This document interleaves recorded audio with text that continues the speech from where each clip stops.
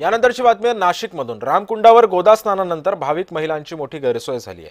नाशिकमध्ये गिरीश महाजन यांनी वस्त्रांतरगृह पाडलेलं होतं। आलेल्या महिलांना तिथे स्नान करण्यासाठी जागा होती, मात्र कपडे बदलण्यासाठी तिथल्या वस्त्रांतरगृहाचा आधार होता। ओले त्या महिलांना उघड्यावर आता कपडे बदलावे लागतात, त्यामुळे आता नाराजीचा सूर उमटतोय। काल त्रिपुरारी पौर्णिमेनिमित्त नाशिकच्या रामकुंड परिसरामध्ये दीपदानासाठी भाविकांनी मोठी गर्दी केल्याचं सुद्धा पाहायला मिळालं होतं।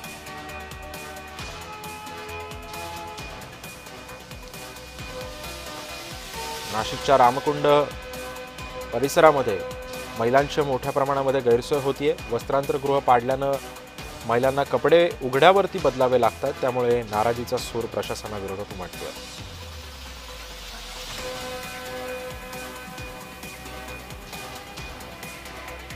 ओले त्या महिलांना उघड्यावरती कपडे बदलावे लागतात। वस्त्रांतरगृहाचा आधार होता, मात्र वस्त्रांतरगृह पाडल्यानं तिथल्या महिलांची मोठ्या प्रमाणात गैरसोय होते। काल त्रिपुरारी पौर्णिमा होती।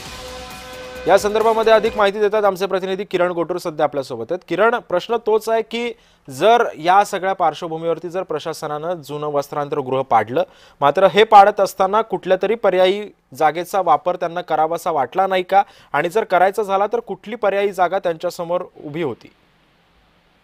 खरं तर वस्त्रांतरगृह पाडण्याच्या आधीच महापालिका प्रशासनाकडनं या सगळ्या संदर्भात पर्यायी जागा उपलब्ध करून देऊ अशा पद्धतीचं आश्वासन दिलेलं होतं। आगामी कुंभमेळा आहे, कुंभमेळ्याच्या अनुषंगाने वेगवेगळे कामं जे आहेत ते नाशिकमध्ये सुरू आहेत, आणि त्याच पार्श्वभूमीवरती हे रामकाल पथ जी योजना आहे ते कार मंदिरापासून ते रामकुंडापर्यंत अशा या सगळ्या मार्गावरती ही योजना राबवण्यात येणार आहे। आणि त्याच ज्या योजनेसाठी हे वस्त्रांतरगृह हे अडचणीचा विषय होतं, म्हणून ते पाडण्याचा निर्णय घेतला।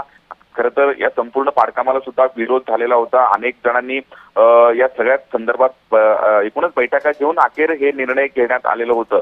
पण त्यानंतर काल भाविकांची मोठी गर्दी या संपूर्ण भागामध्ये झालेली होती। काल एक मोठी जी आहे कार्तिक पौर्णिमा हा दिवस होता, आणि या दिवशी वेगवेगळ्या जे देशातील महत्त्वाची नदी आहेत या नद्यांमध्ये स्नान करण्याची एक मोठी परंपरा आहे, आणि त्यामुळेच देशभरातील भाविक जे आहेत ते या रामकुंडावर दाखल झालेले होते गोदा स्नानासाठी। विशेष करून या सगळ्या स्नानानंतर महिलांची मोठी गैरसोय झाल्याचं बघायला मिळालं, कारण महिलांना कपडे बदलण्यासाठी जागा नव्हती। या आधी वस्त्रांतरगृहामध्ये हे महिला कपडे बदलत होते, पण काल हे वस्त्रांतरगृह नव्हतं, कारण पाडण्यात आलेलं होतं, आणि त्यामुळे काल महिलांची मोठी गैरसोय झालेली आहे। आणि या सगळ्या प्रकरणानंतर आता लवकरात लवकर महिलांसाठी आता या सगळ्या पार्श्वभूमीवरती आता काय प्रशासन निर्णय घेतं? पर्यायी जागेचा उपलब्ध त्यांना ते करून देतात का पर्यायी जागा, हे सुद्धा पाहणं महत्त्वाचं ठरणार आहे। धन्यवाद आपण दिलेल्या अधिक माहितीबद्दल।